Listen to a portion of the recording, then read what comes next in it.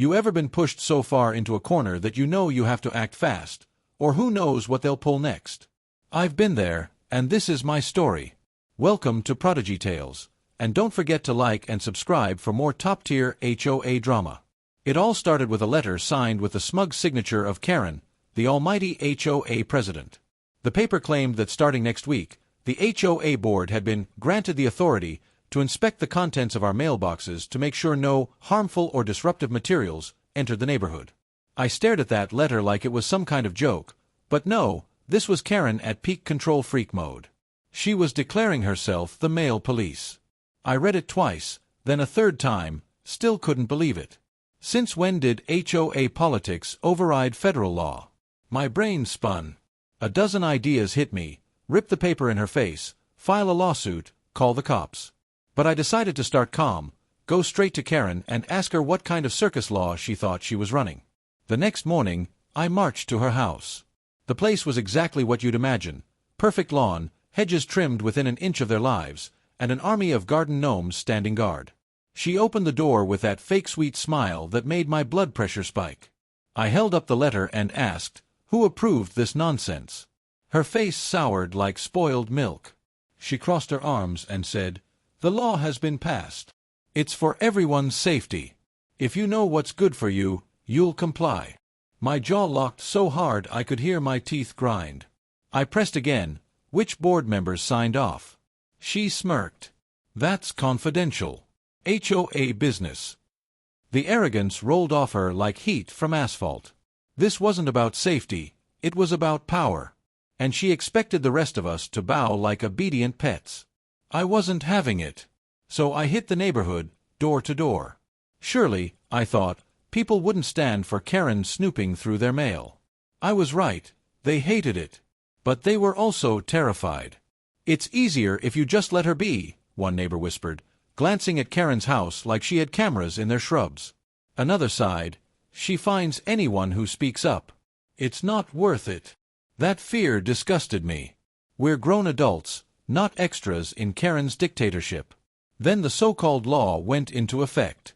And sure enough, I caught her doing her little rounds, hovering by mailboxes like a nosy detective. My rage hit boiling point. My mail was mine, not hers. I knew then I had to end this. Not with a boring lawsuit. No, Karen needed a lesson she'd never forget. That night, I sat at my kitchen table like a general planning a siege. Locking the mailbox wouldn't work. She'd fine me for unauthorized modifications. Cameras. She'd spin it as neighborhood watch duty. No, this needed creativity. This needed sting. That's when I remembered Marcus, my buddy who's into beekeeping. The guy treats bees like pets, totally fearless. If anyone could help me pull this off, it was him. I called Marcus, told him the plan.